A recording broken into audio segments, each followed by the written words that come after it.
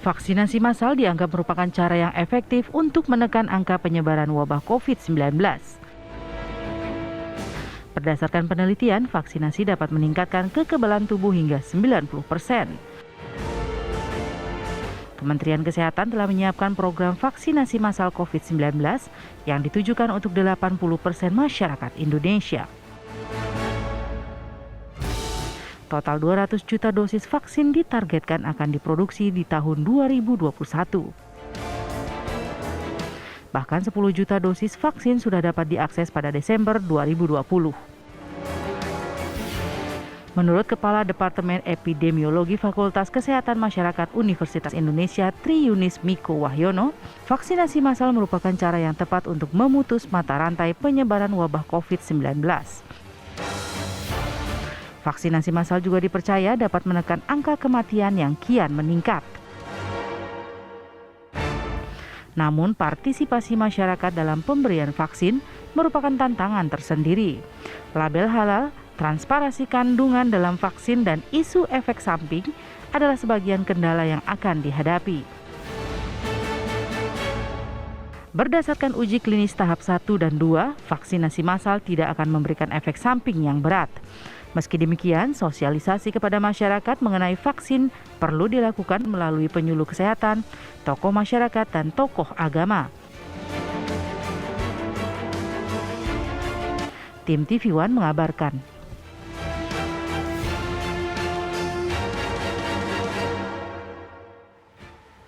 Baik, kita sudah bersama ketiga narasumber ya. Sejumlah narasumber kita hadirkan untuk membahas hal ini. Sudah ada Dr. Brian, Dr. Nazar, dan juga Dr. Miko. Assalamualaikum, selamat pagi. Selamat pagi para narasumber. Ya, selamat pagi. Warahmatullahi wabarakatuh. Selamat pagi. Mbak Rati dan Mas Adil. Sehat-sehat ya, Dok ya? Sehat. Saya mau ke Dr. Nazar. Dok, ini kan sebenarnya berita baik ya, Dok ya. Kita juga mendengar vaksin akan ada Desember bahkan November begitu. Tapi kalau orang banyak menyatakan ini kok kayak paket kilat, rasanya buru-buru, terus cepat. Aman nggak, Dok, kalau dari sisi kedokteran melihat secepat ini memutuskan untuk mengambil vaksin dan menggunakan untuk masyarakat Indonesia? Baik, ada dua pertanyaan kalau gitu. Sebelumnya Assalamualaikum warahmatullahi wabarakatuh. Waalaikumsalam. Yang dimulaikan Allah. Berarti ada dua. Pertama, dikatakan tadi Desember akan dimulai vaksinasi atau imunisasi. Kemudian yang kedua aman apa enggak? Saya jawab dulu tentang yang pertama. Persepsi kami di ID itu adalah bahwa akan datang di awal November. Itu yang persepsi kami, yaitu akan datang vaksin yang kita pesan, apakah itu dari Sinovac, apakah dari Sinopharm dan dari yang tiga AstraZeneca yang lainnya, ya AstraZeneca.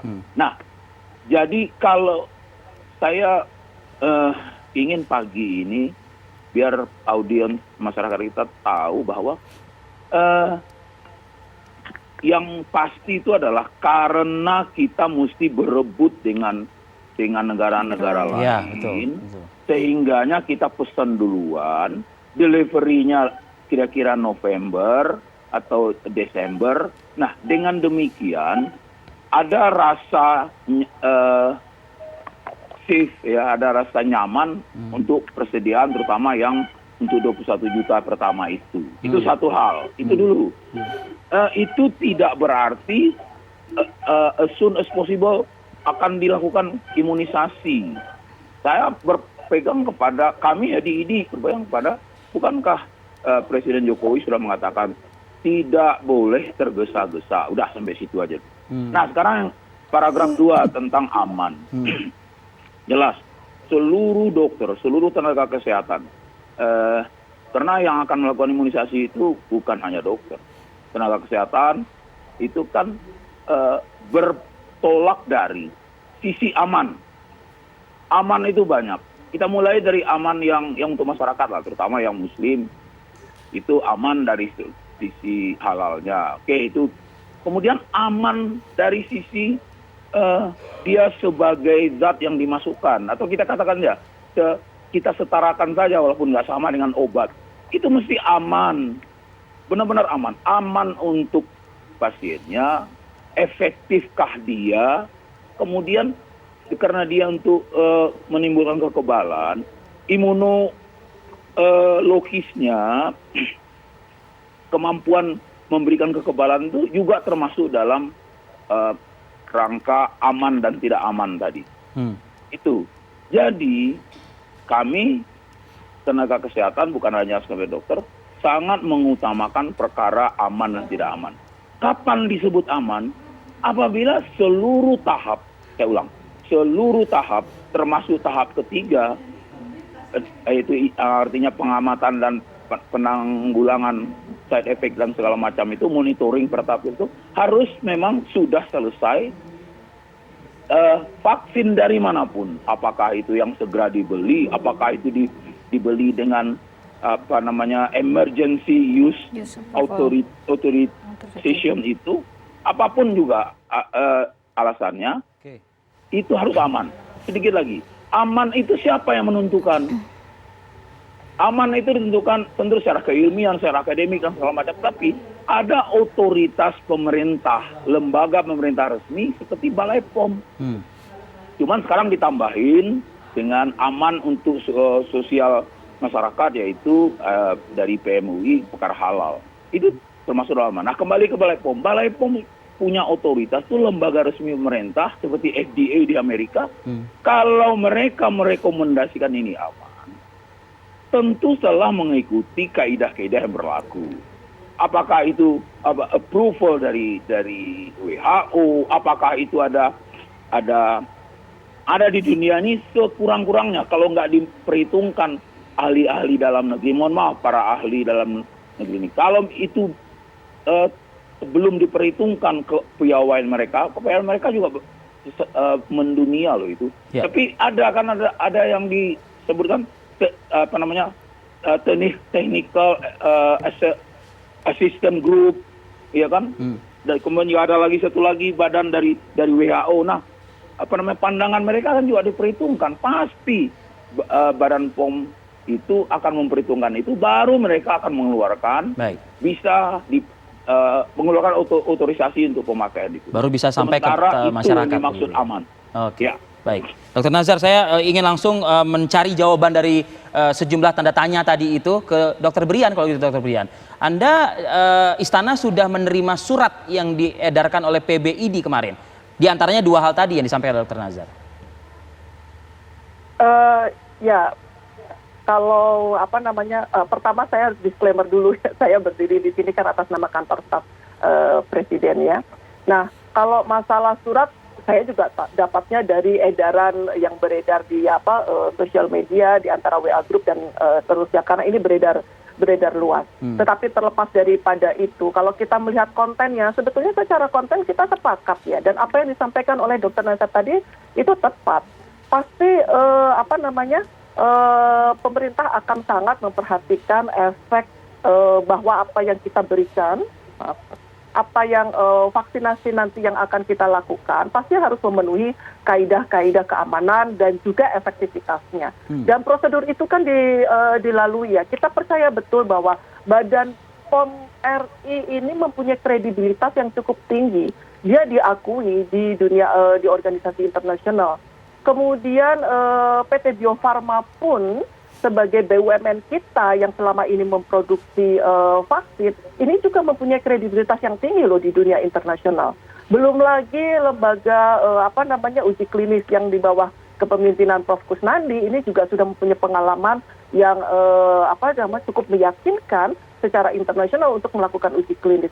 Jadi saya rasa situasi seperti ini sebetulnya juga menjadi dasar nanti bagi pemerintah untuk memastikan bahwa vaksin yang nanti akan kita berikan dan kita lakukan secara massal itu memenuhi kaidah-kaidah efektivitas dan juga keamanan. Dr. Brian, kabarnya ya. Badan POM dan juga LP POM MUI ini sedang apa?